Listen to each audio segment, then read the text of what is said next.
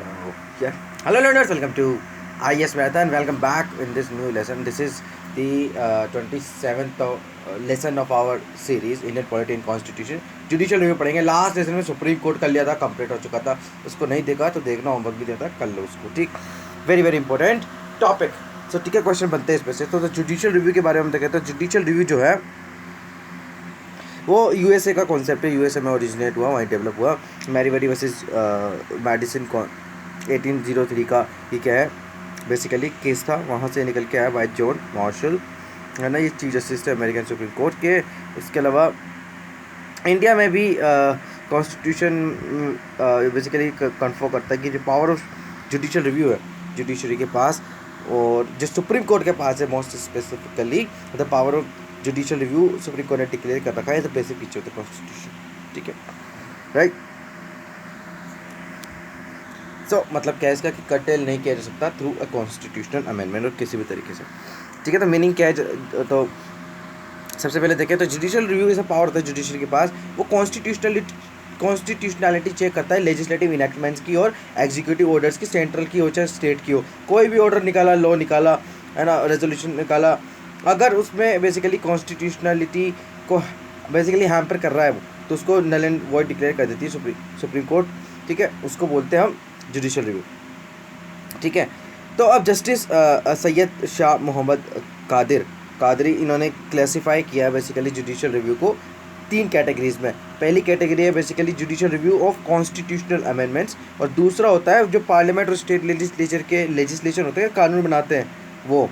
ठीक है, उसके अलावा जुडिशियल रिव्यू उन एडमिनिस्ट्रेटिव एक्शन का जो यूनियन और स्टेट के द्वारा किए जाते हैं, उनके अथॉरिटीज़ के द्वारा किए जाते हैं. कोई भी एक्शन अगर कॉन्फ्लिक्ट में आता है कॉन्स्टिट्यूशन के तो उसको उड़ा देती है जुडिशरी, राइट. बहुत से केसेस में जुडिशरी ने इस पावर को इस्तेमाल किया है, जैसे गोलकनाथ केस हुआ, बैंक नेशनलाइजेशन एक्ट हुआ, है ना, प्राइवी पर्स केस हुआ था, abolition case on Bharati definitely, and Minerva रॉमिल केस. देखो इन सब केसेस को मैंने समझा रखा है हमारी इस सीरीज़ में important judgement that transform India. देखो उसका लिंक जो है वो डिस्क्रिप्शन में भी है, वहाँ से जाकर के आप देख सकते हो. Very very important. 2015 में सुप्रीम कोर्ट ने डिक्लेयर कर दिया था कि जो 99th अमेंडमेंट लेकर के आए थे बेसिकली ये नेशनल जुडिशियल अपॉइंटमेंट कमीशन, जिसके थ्रू सुप्रीम कोर्ट और हाई कोर्ट्स के जजेस की अपॉइंटमेंट की जाएगी, उसको अनकॉन्स्टिट्यूशनल डिक्लेयर कर दिया था, राइट. अब इंपॉर्टेंस देख लो जुडिशियल रिव्यू का क्या इंपॉर्टेंस है. तो सबसे पहले वही कॉन्स्टिट्यूशन की सुप्रीमेसी को अपहोल्ड करने का ये, राइट. उसके अलावा फेडरल इक्विलिब्रियम बना रहे सेंट्रल स्टेट के बीच में, इसलिए भी judicial review very very important है, एंड फंडामेंटल राइट्स को प्रोटेक्ट करने के लिए. अच्छा, एक स्टेटमेंट सुन लो, इसमें क्या कहा गया था कि जो इंडिया है, इंडिया में जो कॉन्स्टिट्यूशन है वो सुप्रीम है, and that a statutory law to be valid must be in conformity with the constitutional requirement. जो ज़रूरत है संविधान की उसके ही कॉन्फॉर्मिटी होता है, यानी कि उसके ही कॉन्फ्लुएंस, उसी की दिशा में काम करता हुआ कानून बनाना है आपको, उसके एंटी नहीं बनाना है, राइट.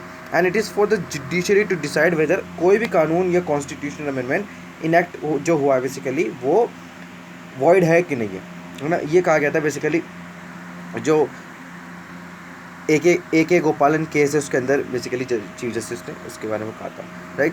उसी तरह काफ़ी सारे लोगों ने बहुत सारी बातें करी है, वो हमारे एग्जाम्स के पर्सपेक्टिव से बिल्कुल भी जो है इंपॉर्टेंट नहीं है, पढ़ने की ज़रूरत नहीं है आपको, राइट. कॉन्स्टिट्यूशन प्रोविजन जरूर पढ़ना है, और सबसे ज़्यादा इंपॉर्टेंट अगर आप यहाँ से कुछ लेकर के जाओगे तो वो यही है. क्या लेकर के जाना है आपको कि कौन से article in the constitution basically provide करते हैं जुडिशियल रिव्यू के बारे में, क्योंकि डायरेक्ट जुडिशियल रिव्यू का तो कोई आर्टिकल डाल रखा है नहीं ना, है ना, कॉन्स्टिट्यूशन में. सबसे पहले आर्टिकल 13 तो ये डिक्लेयर करता है कि सारे कानून जितने भी अगर वो इनकॉन्सिस्टेंट है या डेरोगेशन है हमारे फंडामेंटल राइट्स के, तो उनको नल एंड वॉइड डिक्लेयर कर दिया जाएगा बाय द जुडिशरी.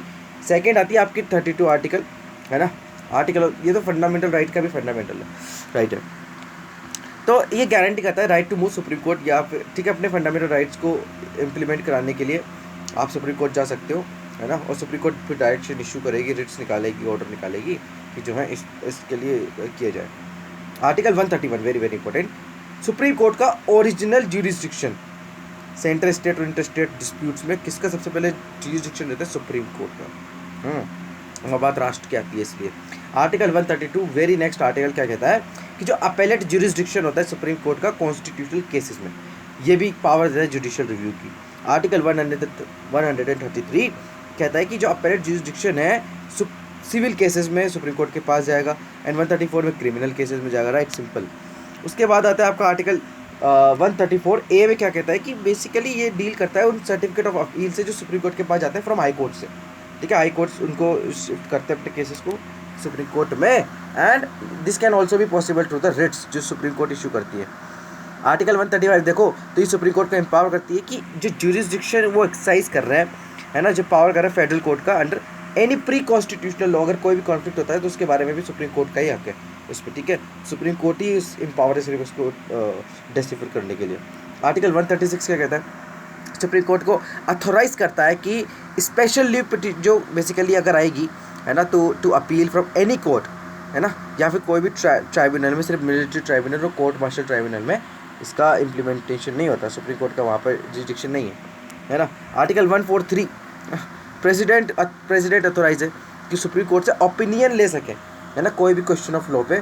और याद रखना सुप्रीम कोर्ट बाइंड नहीं है, ठीक है, बाउंड नहीं है बेसिकली एडवाइस देने से, वो मना भी कर सकते हैं, लेकिन वो करेंगे क्यों, है ना, नहीं करते हैं आमतौर पर। आर्टिकल 226 क्या है, हाई कोर्ट्स की पावर है कि वो इशू करे डायरेक्शन ऑर्डर्स रिट्स अगर फंडामेंटल राइट्स के लिए कोई भी व्यक्ति हाई कोर्ट में अपील करता है तो, ठीक है। आर्टिकल 226 और सुप्रीम कोर्ट में आर्टिकल 32, राइट। 227 में अगर हम बात करें तो हाई कोर्ट जो है बेसिकली हाई कोर्ट्स के पास पावर है सुपरिंटेंड करें सारे जो सबॉर्डिनेट कोर्ट्स हैं, ट्राइब्यूनल्स हैं with in their territorial jurisdiction, है ना। आर्टिकल 245 कहता है कि जो टेरिटोरियल एक्सटेंडेड लॉज का जो पार्लियामेंट ने बनाए हैं एंड जो लॉज लेजिस्लेचर ने बनाए वो स्टेट्स के अंदर ही रहेंगे, है ना, और जो टेरिटोरियलिटी जो फैक्टर है बेसिकली पार्लियामेंट का ऑल ओवर द कंट्री में रहेगी, उसका डिसीजन भी यही लेता है। आर्टिकल 246 की अगर हम बात करें तो ये डील करता है कि subject matter of the laws क्या बेसिकली पार्लियामेंट ने कागज़ के अंदर लिखा है, कानून के अंदर लिखा है, और स्टेट लेजिस्लेचर, ठीक है, ये सब बातें हैं। उसके अलावा आर्टिकल 251 एंड 254 कहता है कि अगर कोई कॉन्फ्लिक्ट होता है सेंट्रल लॉ और स्टेट लॉ के बीच में तो सेंट्रल लॉ प्रिवेल करेगा ओवर द स्टेट लॉ, है ना, और स्टेट लॉ को हटा दिया जाएगा, सेल बी वॉइड, खत्म कर देंगे उसको। Article 372 deals with the continuance in force of the pre constitutional laws, ठीक है। तो इस सुप्रीम कोर्ट इसके बारे में बात करता है, इसका जुडिशियल रिव्यू भी वेरी वेरी पॉसिबल है। आर्टिकल 372 कहता है कि अगर कोई प्री कॉन्स्टिट्यूशनल लॉ है तो उसका कंटिन्यू, जैसे आईपीसी पूरा ये सब हमारा क्या है, प्री कॉन्स्टिट्यूशनल लॉ है। देखो इसका स्कोप तो बड़ा ही वाइड है, बहुत बड़ा वाइड है। इस दोस्तों के अंदर अगर कोई फंडामेंटल राइट इन्फ्रीज हो गया तब बेसिकली जुडिशियल रिव्यू किया जा सकता है। कोई बेसिकली अथॉरिटी अपने कॉम्पिटेंस के आउटसाइड जा करके या अपने ज्यूरिसडिक्शन से बाहर जा करके कोई लॉ बनाती है तो उसको भी उड़ा सकता है सुप्रीम कोर्ट। एंड कोई भी कॉन्स्टिट्यूशनल प्रोविजन रेप्लिकेंट होता है या ख़त्म होता है या फिर हैम्पर होता है तो उसको भी हटा देंगे। अब देखो कहानियाँ नहीं पढ़ा रहा हूँ मैं आपको यहाँ पे सिर्फ इंपॉर्टेंट कॉन्सेप्ट पढ़ेंगे यहाँ पर जो कि हमारे एग्जाम में आने के पूरे चांसेस रहते हैं। अब देखो यहाँ पर बेसिकली जुडिशियल रिव्यू और नाइन्थ शेड्यूल किस तरीके से क्या कॉन्सेप्ट है। पहला कॉन्स्टिट्यूशनल, जैसे ही ये वाली बात कही गई तो पहला ही कॉन्स्टिट्यूशनल अमेंडमेंट 1951 में आ गया, है ना, वो basically related to the land reforms etcetera बहुत सारी चीज़ें करनी थी तो उसके लिए वाला स्टेप लेना पड़ा। तो उसमें कहा गया कि जो एक्ट आर्टिकल 31B ऐड किया गया, है ना, उसमें कहा कि कुछ लॉज और एक्ट्स को हम 9th शेड्यूल में डाल देंगे तो उसको चैलेंज नहीं किया सकता कि आपके फंडामेंटल राइट इन्फ्रिंज हो रहे हैं, है ना, तो ये वाली बात की गई।